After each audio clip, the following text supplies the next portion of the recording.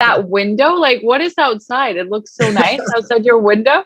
I think this is really funny because like so many people I speak to and they're like, what's going on outside? And Yeah. well, we're moving soon, so I mean, like, it is the most boring window. Like, it I mean, honestly. it looks like Narnia or something. Like the nature, it looks like it's like coming to get you. I wish it was, to be honest with you. Okay. It's like It's more not. like the Bronx outside, but Okay.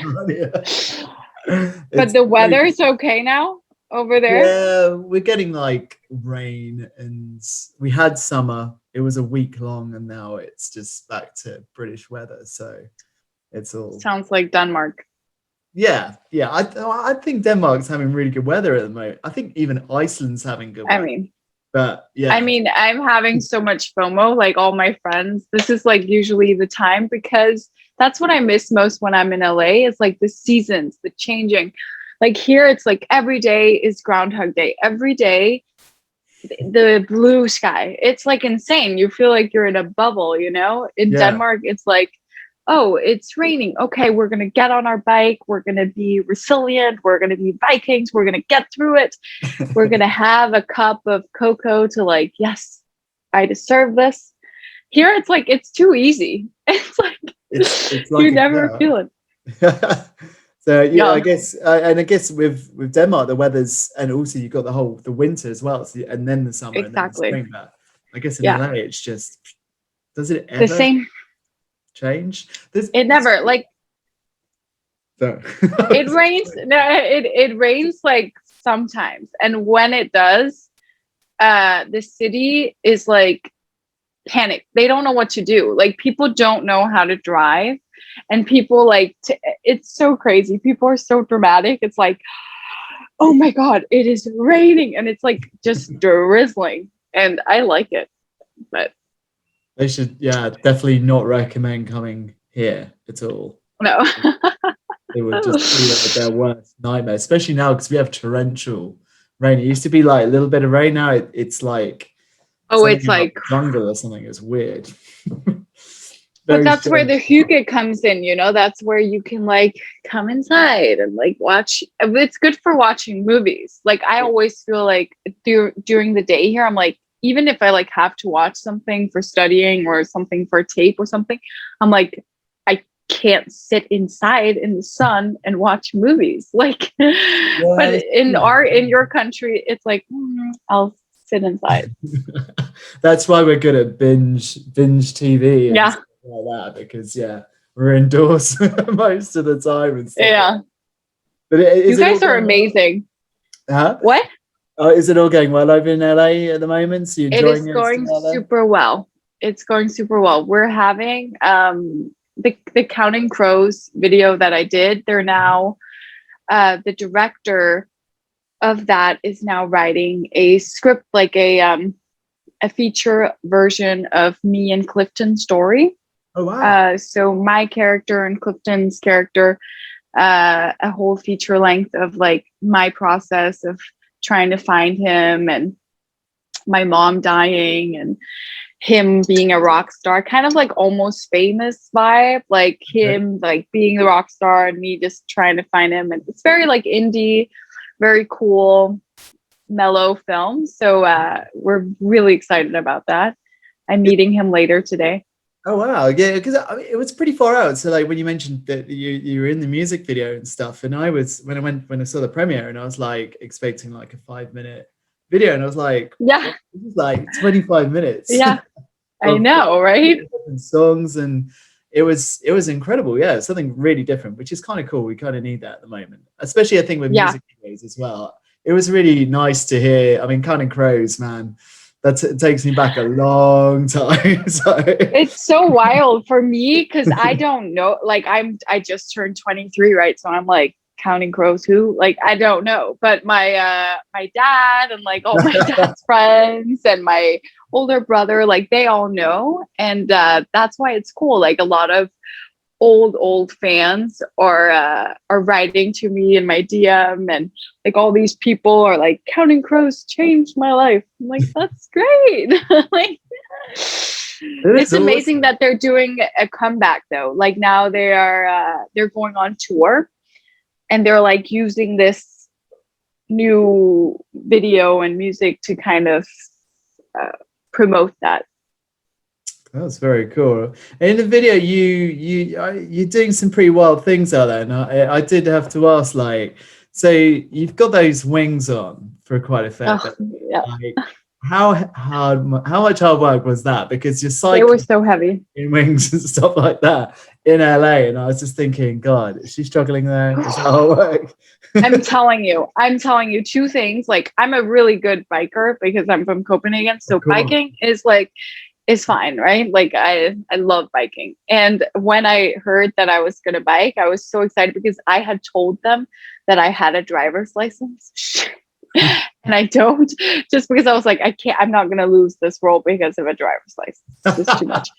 And then I came there and I was like, so I don't have a driver's license, but I can bike. I can really bike. And it would have been worse if I couldn't bike, and I'm told that I could bike. Yeah. So they changed the scenes so the first scene where I come in that car, I arrive with the driver. That was like me who was supposed to drive. And they were like, okay, we got to find a driver. Okay. So some guy, like some random neighbor, became the driver. And, but the biking was really hard because the wings were extremely heavy. So and I came straight from Copenhagen, I flew to Kosovo to quarantine 2 weeks to get back into the US. Yeah. That must have been strange.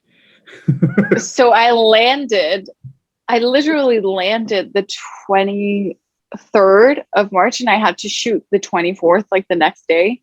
So I was like, that whole week, or like 7-8 days, I was like, I don't even know how I got through that, but it was just adrenaline and being an angel, and And you had acrobatics as well. You seem to they drew out many of your skills by the looks of it in the video. I had a stunt girl who did the tricks. Yes, that was not me. That was definitely not me. I was going to say, like, you're very multi-skilled. Like, these are impressive stunts. They really like that was not me. Love you on that, but I hope people think it was me. I hope casting's like, oh wow, she really got some moves.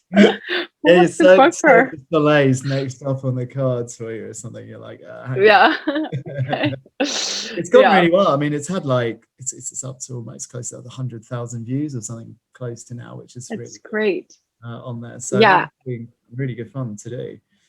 It's just cool how actually the cool thing about this is that. So 2 years ago, before I had my visa, my artist visa that I am on now, I auditioned for this role in a film called Odd Man Rush with a director called Doug Dirth.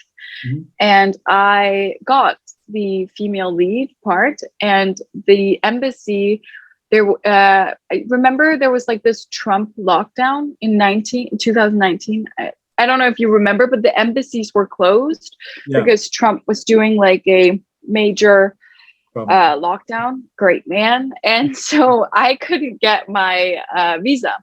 So I got the part, and the producers, they gave me 2 weeks to handle it, and then they were like, we got to start shooting. It's too expensive. Like, we have to go with a backup if she doesn't come in 2 weeks. And I was trying everything I could, and I couldn't make it, and I cried. I had the offer, I had the flight ticket, I had everything. So I didn't hear. So I kept in contact with the director, of course, but nothing like major. And then 2 years go by, and he calls me in February, and he's like, hey, I'm producing this music video. I think you would be great in this role. Bill is the director. And it's just crazy how the universe works. That was the coolest part about this. It was like, oh my God. And now Doug just cast me in his upcoming film as the female lead, which is like an even greater part than the one that I lost and cried about. So it's just like, it's very serendipitous. And given that you were dressed as an angel as well, there's a lot of it's all come around quite nicely. So that's awesome. So when do you start filming that? When's that coming up? Yeah, so there he's casting the guy across from me, the guy. And it's like a big process. He's trying to really find, it has to be a very quirky, very like, it's a type character. So he's like really searching, and then we have to do some chemistry reads, and he wants to shoot it in the fall. Cool. Okay. Mm-hmm. Are you coming back to Copenhagen at any point, or are you're staying out? Well, I'm coming. Of course I miss it so much, but I've all through my life I've been like everywhere and nowhere. Like I've always like jumped everywhere. I've gone to like 5 schools because I had so much FOMO and always wanted to be every single place. And now I'm like really just trying to grow up and trying to like stay put. And I have this visa and it costs a fortune, and like I'm so lucky that I'm able to work here. A lot of people aren't. So right now I'm just like forcing myself to be at one place, even though it's very hard seeing your friends out and drinking in Copenhagen, biking around. But yeah, I'll always be there though, when I guess like I was home all last year. I haven't even been there. I don't even live there. But like, man, I want to be with these people as well. Like, I know, right? It's I'm such a. It's funny, like when I'm in Denmark, I'm not like, I don't walk around and be like, I love Denmark everywhere. But when I'm here, I'm like, there's not a person I meet who doesn't get told by me that I'm from Denmark by the end of our conversation. I'm like, I'm Danish. Such a nationalist here. It's so funny. Are there many other kind of Scandinavians? I mean, we spoke with Marlin Barr a while back. She did this horror called Honeydew, which was fantastic. Oh, yeah. Wait, I heard about this. Far out. Yeah. And so she's based over there. And then I guess one of the big guys is Joel Kinnaman as well. Like, yes. LA base. I'd love to talk to him one day. There's quite a few of the Scandinavians kind of dotted about out there.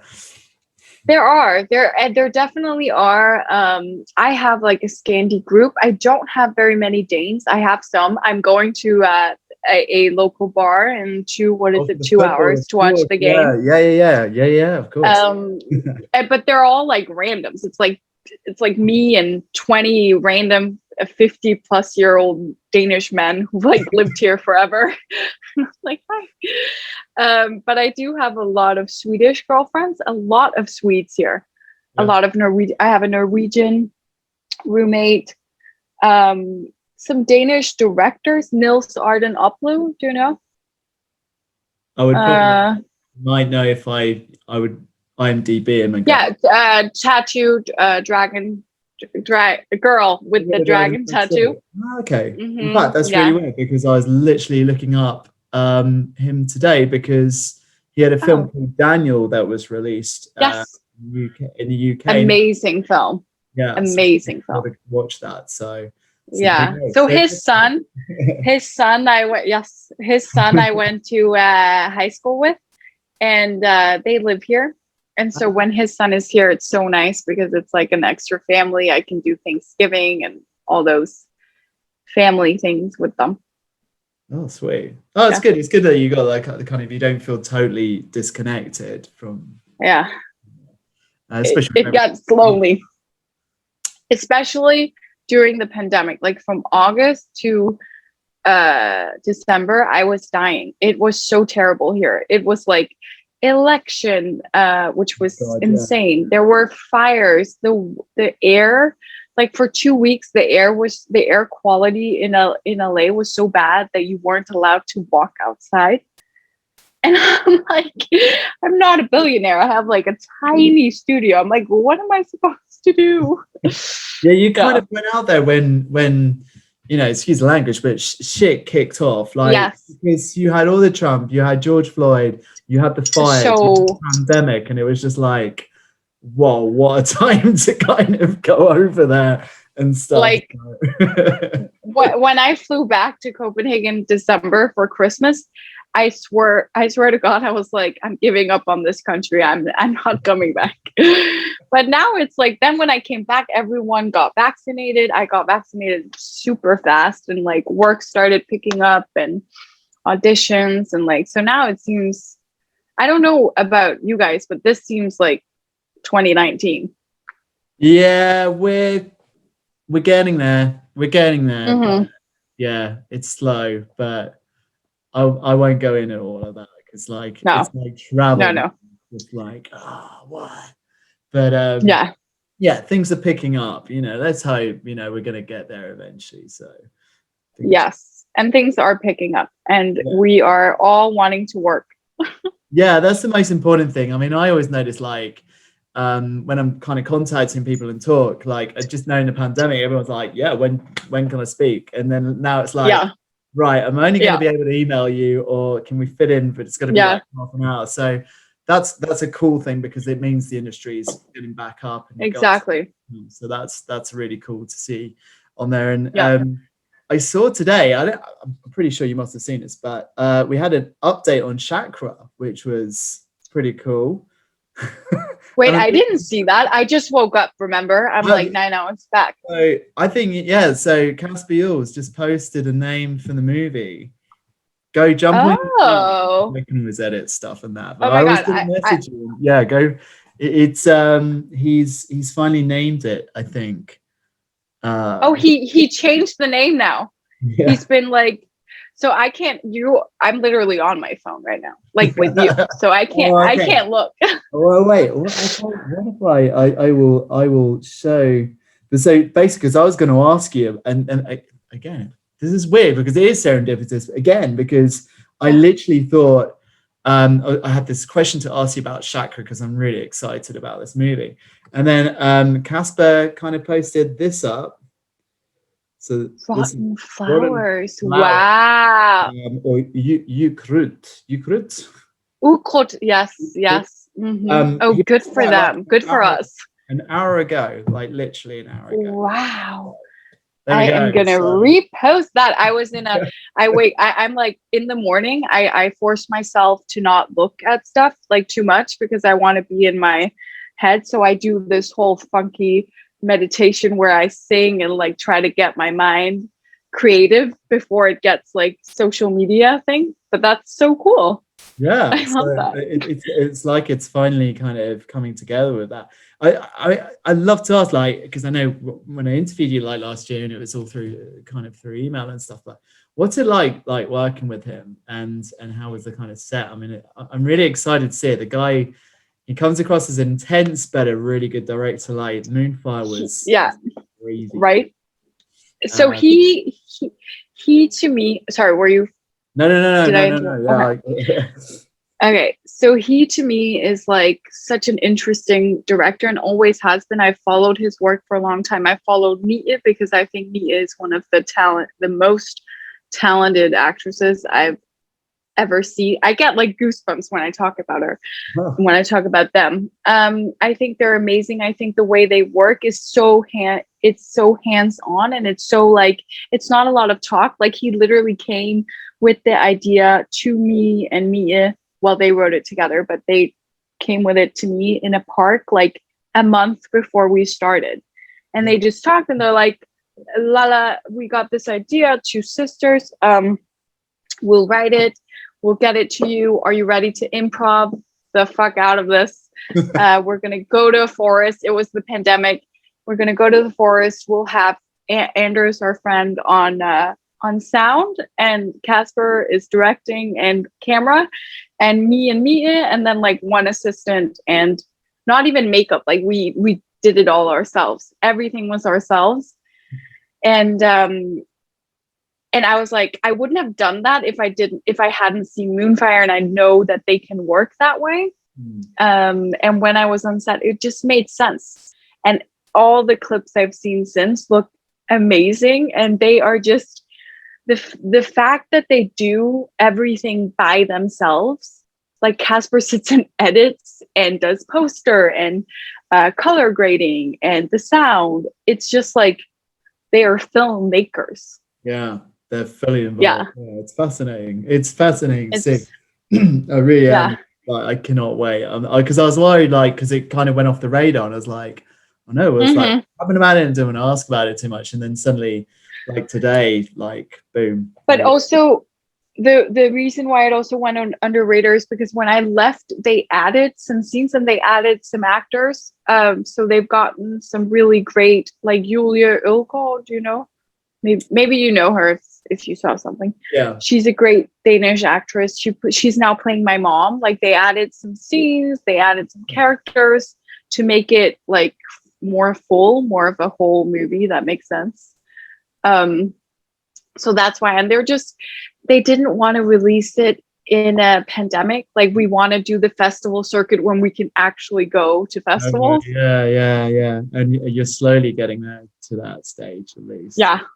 Which is good. Like after summer, I truly think that the festivals are like, you know, Cannes is in July, like in person. So I think it'll be better. I'd almost actually accidentally signed up for that, not realizing, because I thought I'd try it digitally, and then one of the guys I know was like, no, if you pay for that, you're going, you have to go. And I was like, okay, no, maybe next. You should go.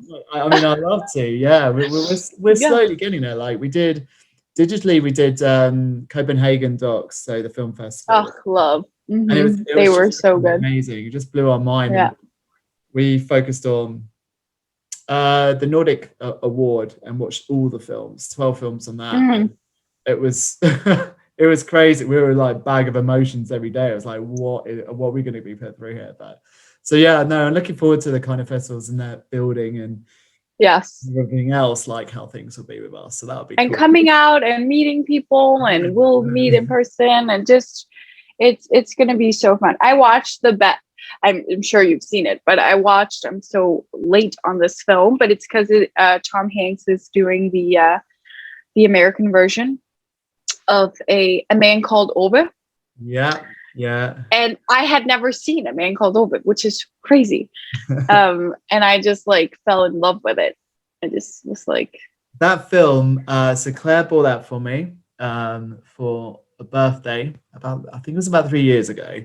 And we sat down and watched it, and I don't cry in films easily. I cry in really weird stuff. Like I cry in happy stuff. Like if someone like achieves something against all odds, I get all a bit kind of like, oh, it's amazing. Oh. When I watched A Man Called Ove, I was like, oh my god, this film is just totally. And when they said they were going to do it, and I was like, Tom Hanks, I was like, oh, okay. So this is, and I will only say that it's going to be quite an impressive film. But I love the writer. Like his stuff, Frederick Bachman. So he did Beartown as well, which yes, looks awesome. Very cool. We haven't seen the show yet, still, because it's cool. I haven't seen it done. I haven't seen it to finish, but it's cool. Yeah, we interviewed Miriam Ingrid, who's in it and plays like the key role in that, and we're still waiting for her to come over here. So, do you guys have on Netflix? I just started Sweet Tooth. No, not yet. It is so good. Since Robert Downey Jr. is involved in that as well, isn't he? I think. Is he? I don't know. It's so cool. Yeah, it looks pretty like. cool. It's something I've never seen before. It's very, very like it mixes a lot of different tones and a lot of different universes in a very cool way. Okay, well, I'm definitely going to have a look at that one. And we're watching Katla at the moment, so the Icelandic one. Katla, yes. Okay, I haven't seen. Really beautifully done.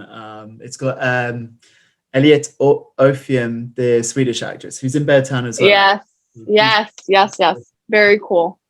On there, but I wanted to tie it back to film festivals, because one thing also is that we spoke to Lenny Sistad from Panorama, and they've got the film festival coming out. They've pushed it back now to the 2nd of September, and you had a piece that's featured in that as well called Silence, which is really cool.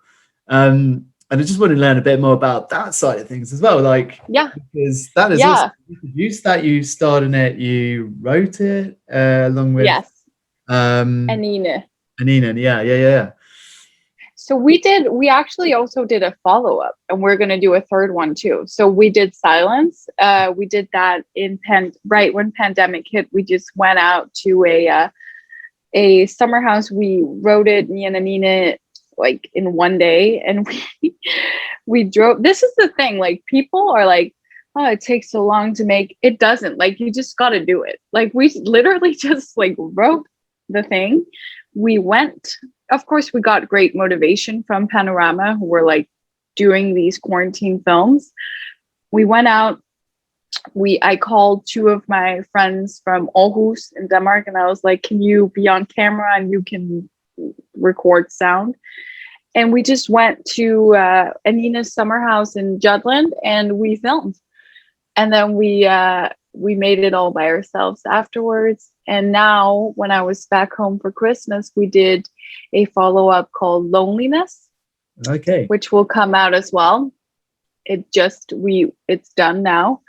And that will be like the girls meet again. So it's going to be really cool. And then our third one will be like the final one that like closes it. awesome. So we did that.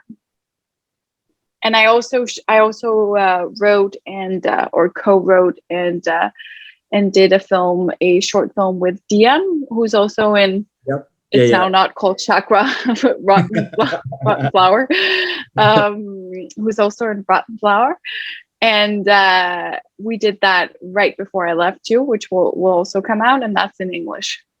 Cool. Wow. That's awesome. So, Yeah. I mean, I didn't know the extent of like Panorama Academy. Like, it is. Yeah.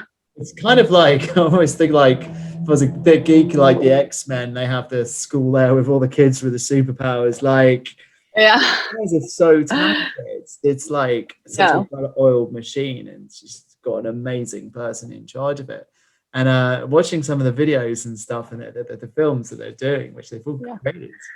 They're like they're so incredible. Yeah, I'm really impressed by all of the people, all of the young people that she's working with, and also just the opportunity, because that's what people don't have, the opportunity. And there are so many great creative. We're all human. We're all creative. We all have a creative side. It's just about like how do we manifest it, and so many people are scared to do anything or say they want to do something. So I think it's cool that they now have a program that they can like try things out. And then if it isn't something that sticks, then that was a cool experience, but just to like try and create. And was that kind of your experience as well, kind of going through, that's where you picked up these skills of not only the acting, which I know you had started from a very young age with that, but then also now with the kind of developing with the short films and the writing and all of that side of things? Yeah, because I was never in Panorama Academy. That's like a new thing. Lena signed me off my first film when I was 17, 18. So I've always been with her, but the short films have really they've made me respect the other side, and they've made me quicker in thinking creatively. Mm-hmm. And when I think out loud and I kind of see, okay, like we can all create stories. Like we're all just trying to tell stories. And I've also learned how much it helps to have a partner in it. Like if you have someone to do, just like you have someone to watch the films with. I have Anina who's like if I have a thought, she can build on it. We can help each other. Yeah. And also it's also taught me how much work, you really got to be dedicated and passionate about the work and being there. And you can't be we were in the cold. We were in this old summer house that had no water. It had no gas. It had no toilet. You're just like a hippie. We were peeing in a pot and a hole for 2 days, and we were just filming. From every specter, it's cool then being on Counting Crows, which was a huge setup and a lot of people, and it's very big and stuff. And then you're doing something very mellow where you just feel the passion.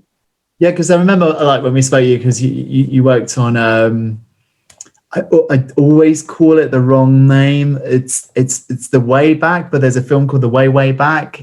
But it was the movie with The Comeback Trail. Comeback Trail. I don't know why. Yeah, so that's finally coming out now, July 23rd. They just released that it's coming out. It's coming for the out love of God. Well, I think on Sky good. Cinema Now TV as well. But I don't know why. I just keep calling it Away, which is a Way Back. I recommend it's an awesome film, but yes, it's not that film.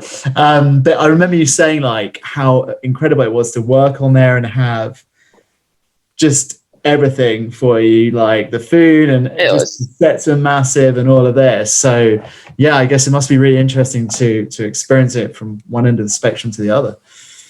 Because it's funny, like how the big sets, it's all fun and games and stuff, but I think I will always want to like have the chemistry with who I'm acting with. And what I found was the big stars on that film, they were just so themselves. They're also so professional. Like Robert De Niro, he doesn't need a chemistry thing. He'll just have that chemistry. But it's just like, it's so different. It's like, okay, we need Robert here in 5 minutes. Get ready. He like gets out of his trailer, like walks. No one talks to him. He has like 3 assistants, umbrellas, and it's like, okay, start approaching, and then they like come in, and they stand on their mark and they act, and then it's like, okay, cut, back. It's just so like clinical, distant. Also, like. With me and Mia on Rotten Flower, we were just like sitting with each other, breathing together, feeling it before we went into things. That's interesting. So each thing can its own thing. That's not a saying, but yeah. I think it's cool. I think it's fascinating to have that opportunity to see it from so many different angles and ways. I mean, I was talking to Josefine Asplund, who was in her first film, was like, we took like her first film was David Fincher's like Girl with a Dragon Tattoo, and I'm like, whoa, crazy. You know, you start off like in a David Fincher film. Where do you go from there? Yeah, that's just unreal. So it's really interesting to because then she's in Vikings too, right? Yeah. So she's been doing those huge sets, and then most recently Snow Angel, which was really interesting because it was a really like gritty kind of TV series, but I love it. I love how you get that opportunity to kind of explore. Yeah, it's really, really cool. And you do find out that like, okay, if I haven't eaten something, like I don't have any energy. Like you do find out like of course you need like your snacks and like you need your breaks and you need your music and you figure out what you need, but you don't need a huge ass trailer with a ton of shit in it. Like you just don't need that. But it's a luxury, but you don't need it. Yeah, it makes you realize what is important to you and your filming and set, I guess. Yeah, that's really cool. And then what else have you got planned? Is this the kind of, you've had a couple more auditions and stuff, and then yes. So there's one thing I can't say anything about yet, but it's very exciting. It's like finalizing. I don't like saying stuff before it's no, that's fine. Let's finalize. Yeah. So there is something which is cool. And then there is that Doug film where he's finding the lead. And then I'm just taping, which is amazing. I love, like, some people don't like taping. I am obsessed with taping because I get to act. Like I get like to do about 2 to 3 characters a week in different settings, and it's tough. It's a game, and I'm playing the game right now, and we'll see what happens. Oh, that's awesome. That's so cool. Yeah. And I was going to say, no, because I got to watch the time, because I know you've got Denver. Oh, yeah. I just have the match. I need to get to the sports bar. No problem. No. Well, thank you so much for taking the time. Of course. Oh my God, this was so fun as well. Yes. And I'm sure at some point we will have a drink in Copenhagen when. Oh my God, yes. Like sort itself out, but and maybe with Rotten Flower with a festival we'll meet. We hope that would be very cool because I would right? I desperately would like to get out to a festival at some point. I will be in heaven when I go there and just sing stuff like that. It's just so fingers crossed. Gothenburg in January would be good. That's my yes. Because Ruben Östlund's got to release Triangle of Sadness there, and then I'm going to be like, oh my God, I can't wait. So good. Some point, definitely. But we wish you luck. Obviously, with Denmark, we'll be cheering. Thank you so much. Football, but with your auditions. Please do. We need this victory so much. This match is so important. Yeah. Yeah. I hate football, but for the Nordics, I'm all there. So. Fingers crossed. I'm all there.